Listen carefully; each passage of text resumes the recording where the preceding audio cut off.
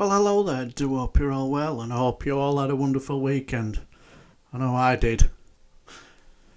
Well, it's all seemed to have kicked off all about this Super League business, hasn't it, with the top six in the Premier League. First I heard about it was watching Gary Neville absolutely rinsing his own club, and there's been quite a few others doing the same thing, haven't there? Well, as somebody, I could never get my head round the fact that if the fans are not going to go for it, why are you still continuing with it? Well, anyway, over the last couple of days, James O'Brien has been covering it, and he had a good conversation with Michael Knighton, and I was thinking about covering that because I thought he was really, really good. But then I had one of them moments when yesterday I heard a phone caller who basically went through it, and you know when you go, yes, I understand now, yes. There were two callers. One just went through the fact that this isn't about trying to attract me to the product. I'm not the one that they're trying to attract. And the second phone call was somebody who's wrote a book about being a sports geek. And he seemed to think that it's not going to happen. But anyway, there were two really, really good calls, so I just thought I'd share them with you. Enjoy.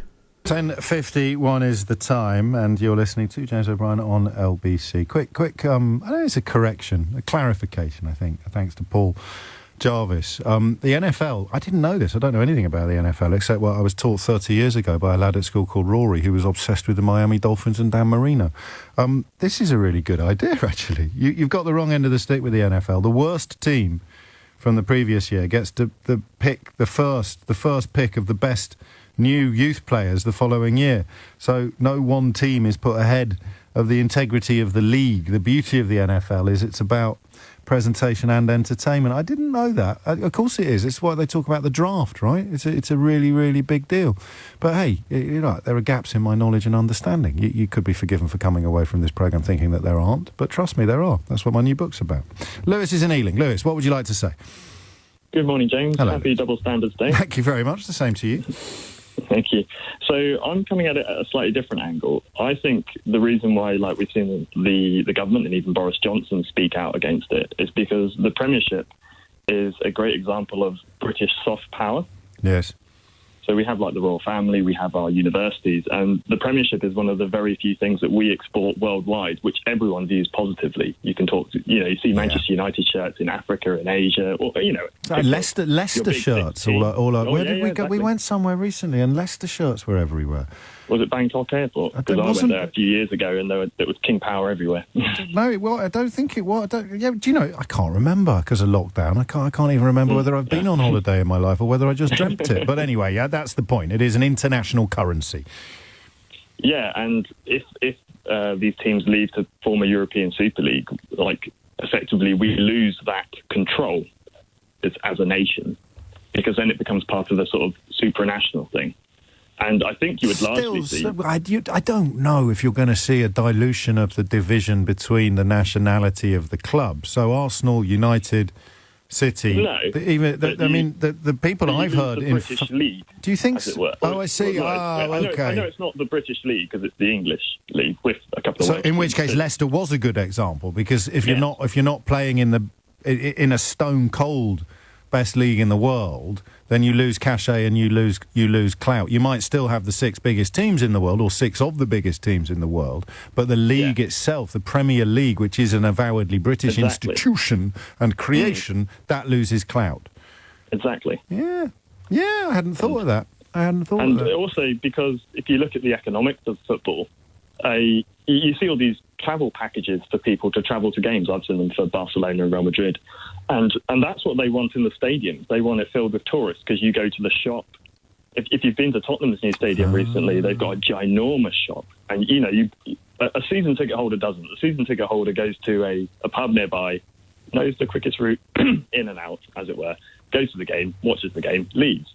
A tourist goes there the day before, gets the tour of the stadium, sees the museum, goes to the shop, buys a mug, buys a key ring, buys a shirt. If you could fill a stadium with tourists every week, as opposed to season ticket holders, these owners would bite your hand off, wouldn't they? Yeah, I hadn't thought of that. And I step think is- to support your thesis, that people I've heard most enthusiastic about this new league are the supporters of the clubs in it who watch overseas. Yeah, that's what I was just about to say. Actually, I think Is it? the next step you would see is they play the games overseas, because it's a.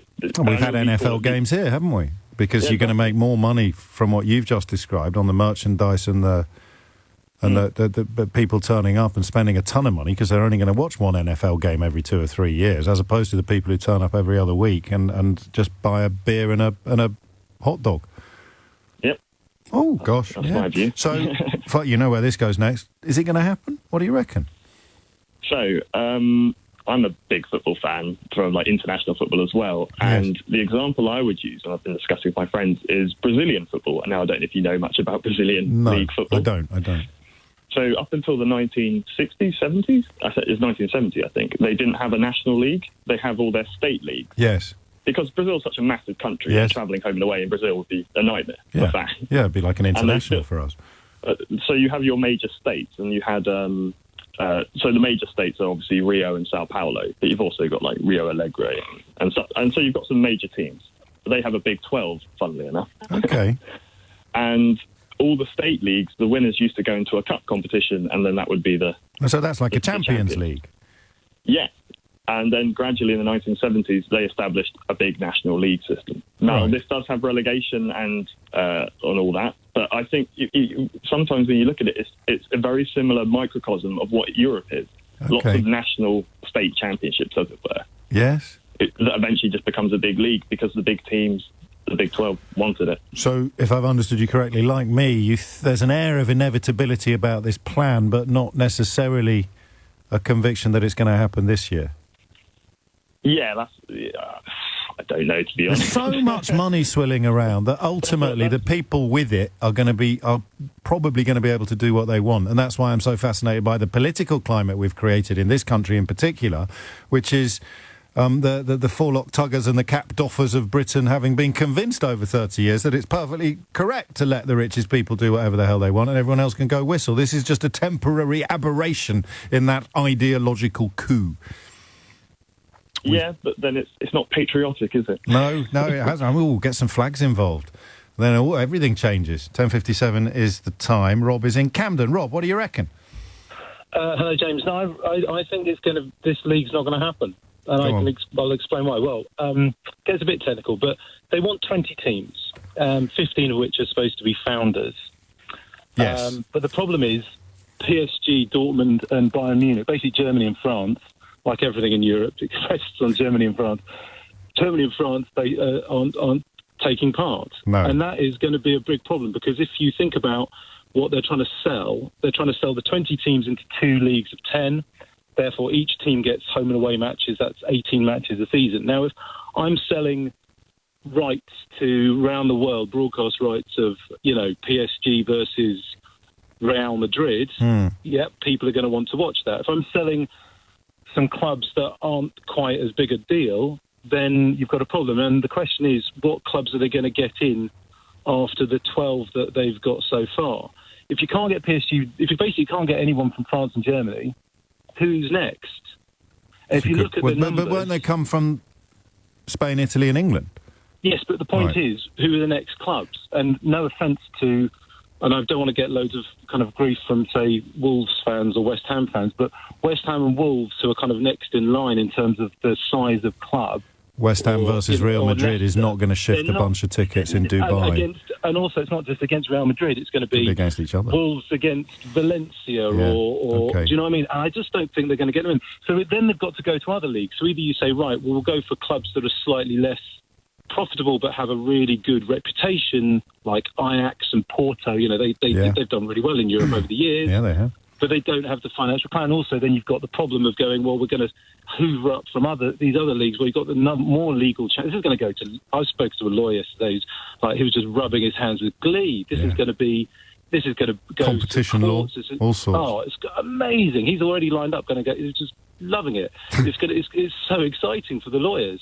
But if they try from other leagues, more legal problems. So I just don't know if it's going to happen. I can't see them necessarily finding the depth of European... And it could go, because as your lawyer friend will have told you, it could go the other way as well, in that if the government seeks to intervene to stop it, as they've been making very odd and hypocritical noises about doing, or indeed if players get banned from international, then you've got presumably restriction of trade issues and sundry other legal... I just don't think so it's good news for lawyers. Issues. Is anything ever not good news for lawyers? It's incredible, isn't it? One thing on the NFL which you haven't mentioned as well, they also have a salary cap, which is one of the reasons why American sports is seen as, ironically, in the most capitalist country in the world, a bit more socialist. They've got both the draft, which is a great equaliser. The draft is a great idea. Could you imagine if Kidderminster Harriers got to pick the best college players in the country, the best academy? Cleveland Browns a few seasons ago went winless, 0-16. Now they're in the playoffs. It's amazing, isn't it? Maybe it's time. And they've traded well. See, my problem is I love what I'm hearing about the NFL. I just don't like watching it. They've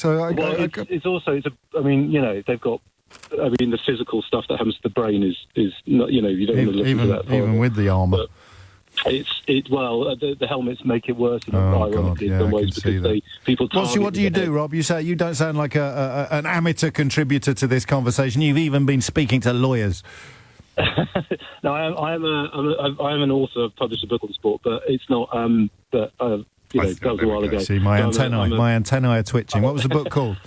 Sports Geek, but it was published a few years ago, so a little bit out of date now. Because sport moves on and data moves on. The problem with the Super League, as I say, there isn't the depth in. No, I like that. That's a really technical and systemic objection, which adds to the idea that it isn't going to happen, because if you can see that, then the teams involved must be able to see it, which adds to the Lineker theory that this is actually leverage designed to secure preferential treatment in a slightly different field. It doesn't, however, blow the prediction that something similar to this will happen at some point subsequent to now. It's 11:01.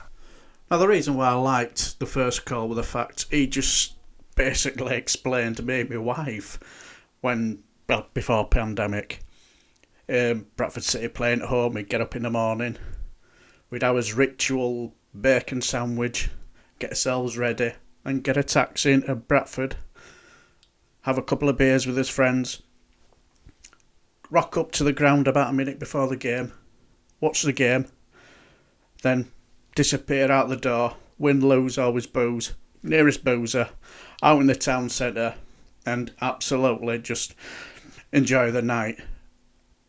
And then I realised these aren't the people that they're interested in.